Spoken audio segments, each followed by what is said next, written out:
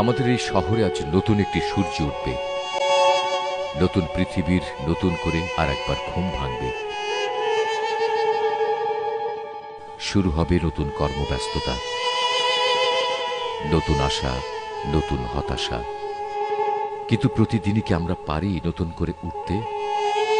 তাহলে কিভাবে ভুলে যাই আমাদের সেদিনের সেই সকালকে?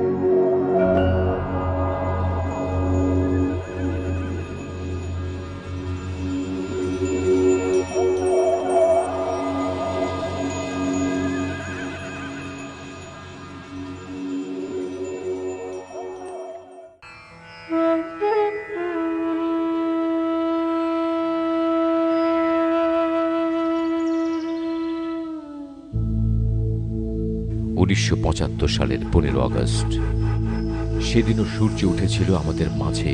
কিন্তু এ কি, সূর্য কেন এত ম্লান? সে কেন পারছে না তার সূর্য বীর্য তেমনি ভাবে প্রকাশ করতে? কোন আশঙ্কায় নিজেকে লুকায়? কাকগুলো কেন এত বেশি ডাকে?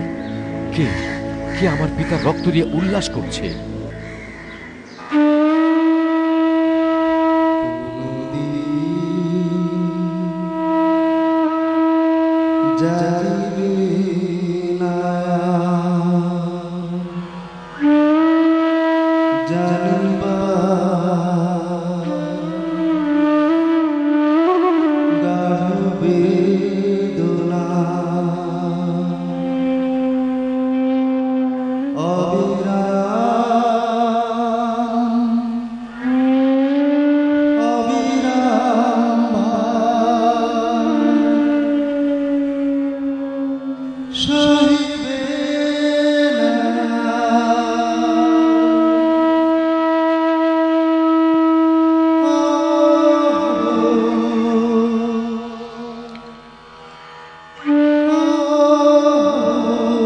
এরা কি মানুষ?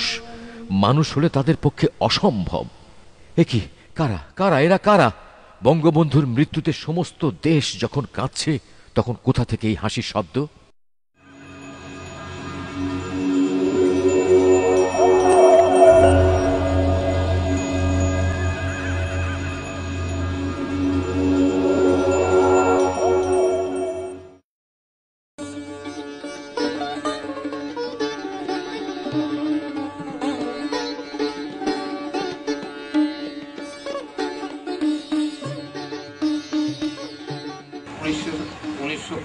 সালের 15 আগস্ট ভোরবেলা আমি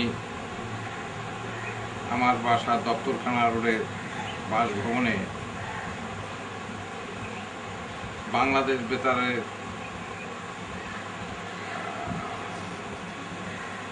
রেডিও যখন আমি খুলি, তখন একটা ভয়ার্থ কণ্ঠে শুনতে পাই, খুনি মুজিবকে হত্যা করা হয়েছে, বাংলাদেশের সামরিক একজনের কাছে মুস্তাকের নেতৃত্বে নূতন সরকার হবে। এই ঘোষণা শোনার পরে আমি একটু হতবিহ্বল হয়ে পড়ি এবং আমি আমার ছোট ভাইকে রক্ষী বাহিনীর অবস্থানটা সম্বন্ধে জানতে বলি এবং পাঠিয়ে দেই। রক্ষী বাহিনীর তৎকালীন হেডকোয়ার্টার ছিল BIWT এর ভিতরে। তখন আমার ছোট ভাই এসে বলে যে, তারপরে ছোট ভাই সেখান থেকে এসে বলে যে রক্ষী বাহিনীর সিকিউরিটির সামনে কেউ নেই, সব ভিতরে আছে। এই কথা শুনে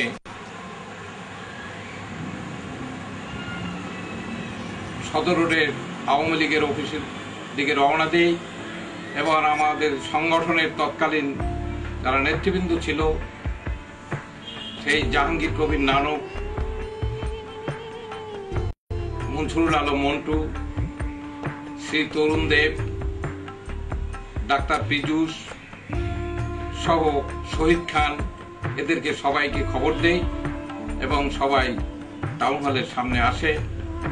আমি নিজেও টাউন হলের সামনে উপস্থিত হয়ে প্রথমেই টাউন হলের পাশে আওয়ামী লীগ অফিস, সেই অফিসে যাই।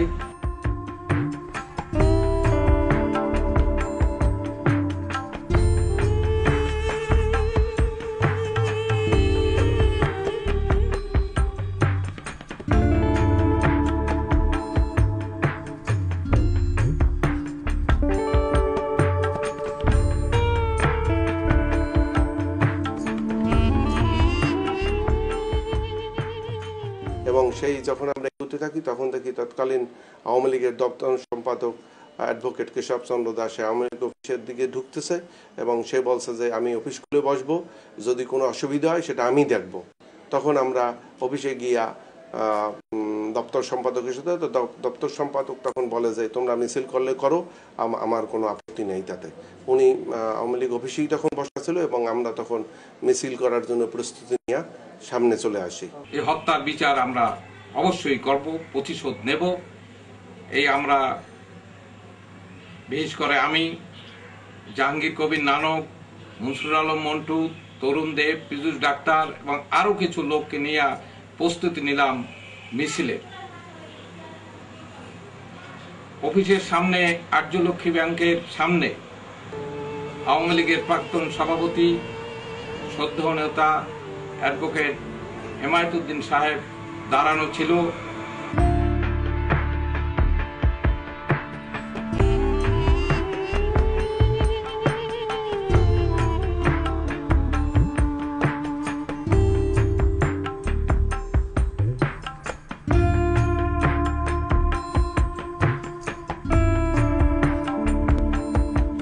তখন তৎকালীন আওয়ামী লীগের ভাইস প্রেসিডেন্ট অ্যাডভোকেট হেমায়েতুদ্দিন সাহেব আমাদের বলে যে তোরা মিছিল করছিস, এরকম নুরুল ইসলাম মঞ্জুর বাড়িতে মিষ্টি বিতরণ হচ্ছে, সেখান থেকে মিছিল আসতেছে, তোদের কিন্তু মেরে ফেলবে।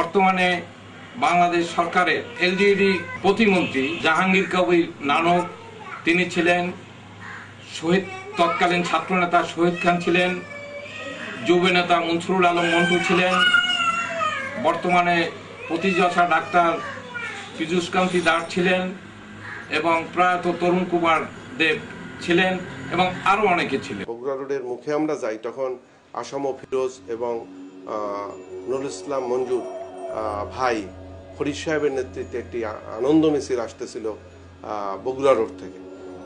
আনন্দ মিছিলটি যখন বগুড়া রোডের সদর রোডের দিকে আসতেছিল, তখন আমরা স্কার্টার হয়ে বাটার গলির মধ্যে ঢুকে পড়ি এবং দেখি সদর রোড থেকে টাউন হলের দিকে ওই মিছিলটি প্রসিড করতেছে।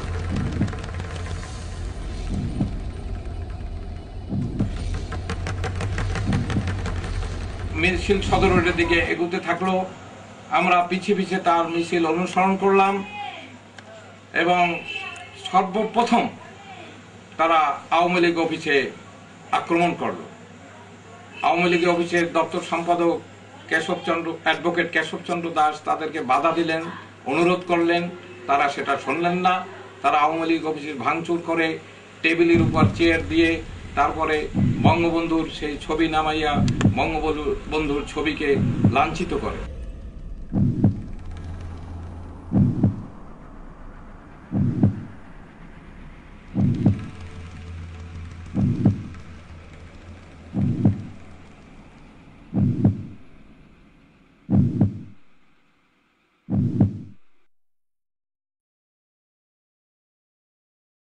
বঙ্গবন্ধুর ছবি ভাঙচুরের পরে সেই আনন্দ মিছিলটি বিএম কলেজ দিকে প্রসিড করে এবং বিএম কলেজে গিয়ে তৎকালীন প্রিন্সিপাল এমদাদুল হক স্যারকে লাঞ্ছিত করে এবং সেই প্রিন্সিপাল স্যারের ঘরে যে বঙ্গবন্ধুর ছবি ছিল সেটি ভাঙচুর করে। তারা সদর রোডের যে কটা দোকান খোলা ছিল সমস্ত দোকান থেকে বঙ্গবন্ধুর ছবি নামাইয়ে ভাঙচুর করেছে।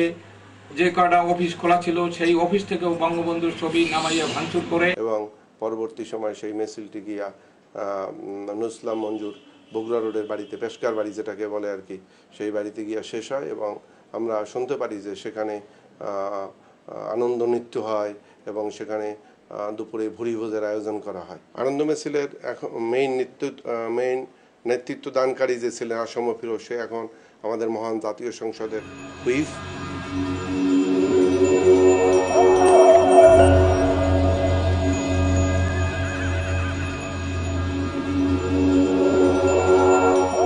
এখানে কথা হলো যে আমরা ওদিন যে ক্ষুদ্র প্রতিবাদ মিছিল করেছি বঙ্গবন্ধু হত্যার প্রতিশোধ নেবার জন্য, আমরা ওইখানেই ক্ষান্ত হইনি। আমরা দেখলাম যে আমাদের উপরে নির্যাতন নেমে এসেছে, আমরা শহরের বাইরে চলে গেলাম এবং আমরা নতুল্লাবাদের বিএম কলেজের তৎকালীন ক্যান্টিন ম্যানেজার তার বাড়িতে আমরা বসলাম।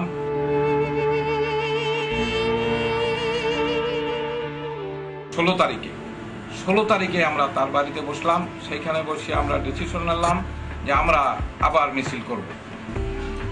এরপরে আমরা সংগঠিত হয়ে কাউনিয়ার একটা বাড়িতে যাইয়া বসলাম 18 তারিখে, যে আমরা 19 তারিখে বরিশাল শহরে একটা বড় আকারের প্রতিবাদ মিছিল করব এবং সেইখানে বসে আমরা তৎকালীন রক্ষী বাহিনীর লিডারের সাথে আলাপ করলাম। তিনিও রাজি হলেন যে বরিশালে তারাও দরকার হলে অস্ত্রশস্ত্র নিয়ে তারাও শোডাউনে নামবে বঙ্গবন্ধু হত্যার প্রতিশোধ নেবার জন্য। এটাকে অর্গানাইজ করার জন্য আমি 18 তারিখ সাইকেলে বিভিন্ন জায়গায় যোগাযোগ করতেছিলাম। তখন আমাকে বরিশালের সদর রোডে বসে তৎকালীন THI 1 ওয়াজেদ সাহেব সিভিল ড্রেসে, আরো কয়েকটা গাড়ি, সরকারি গাড়ি সিভিল ড্রেসে আমাদের হন্য হয়ে খুঁজতেছিল। সর্বপ্রথম আমাকে গ্রেপ্তার। ভুলু ভাই প্রথম অ্যারেস্ট হওয়ার পরে জেলখানায় যাওয়ার পরে নানক কিছুদিন পরে অ্যারেস্ট হয়। তারপরে আমরা স্কার্ট উঠে যাই আসলে ভয়তে, কেউ আমি গ্রামের বাড়িতে চলে যাই, আমরা যারা তরুণ দায় বাইরা চলে যায়। আর নানককে ধরার পরে যেভাবে তাকে টর্চার করছে আমরা শুনতে পারছি। তৎকালীন সিভিল সার্জন ছিল আশরাফ আলী চৌধুরী, তার কাছে আমি জানতে পারছি যে নানকের চেহারাই কোনো কিছু বোঝা যায় না। জেলখানায় যখন নিয়ে গেছে তখন আসলে আমরা ভীত সন্ত্রস্ত হই এবং এরপরে আর আমরা কোনো সাংগঠনিক কোনো কাজকর্ম তখন করতে পারি না এই গ্রেপ্তারের ভয়ে। আমাকে গারদ থেকে বাইর করে কোমরে কাছি লাগায় ওসির রুমে এসপির সামনে নিয়ে যায়। এসপি আমাকে দেখেই বলে, শালার চেহারা এখনো এরকম কেন, শালাকে ফ্যানের সাথে ঝুলাও। এবং ওই সময় ছাত্রনেতা সাজুকেও আমার সামনে আনে। এসপি নিজে সাজুকে আমার সামনে বসিয়া প্রহার করে এবং আমাকে ফ্যানের সাথে ঝুলাইয়া আমাকেও প্রহার করে এসপির নিজ হাতে। এরপরে আবার গারদের মধ্যে নিয়ে যায়। রাত্র 2:30টার সময় এসপি সাহেব আবার আসে তার ফোর্স নিয়ে, বলে শালাকে গারদ থেকে বের করো এবং ওর চক্ষু বাঁধো। আমাকে চক্ষু বেঁধে অজ্ঞাত স্থানে নিয়ে যায় এবং 3 দিন আমাকে 3 দিন 3 রাত্র কোনো ঘুমাইতে দেয় নাই। বিভিন্ন রকমের শারীরিক এবং মানসিক নির্যাতন করে।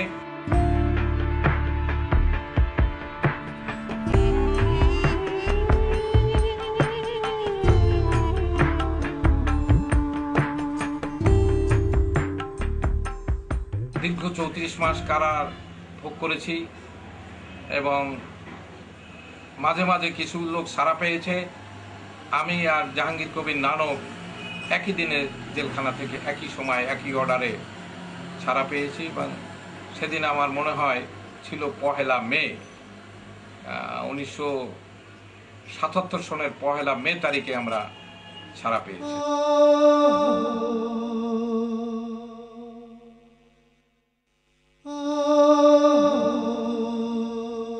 আমি প্রথম দায়ী করব তৎকালীন ছাত্রলীগ নেতা আসম ফিরোজকে এবং নুরুল ইসলাম মঞ্জুর ভাই ফরিদ সাহেবকে। আমি এদের দুইজনকেই নেতৃত্ব দিতে দেখছি সেই মিছিলের, এই দুইজনকেই মেইনলি দায়ী করব।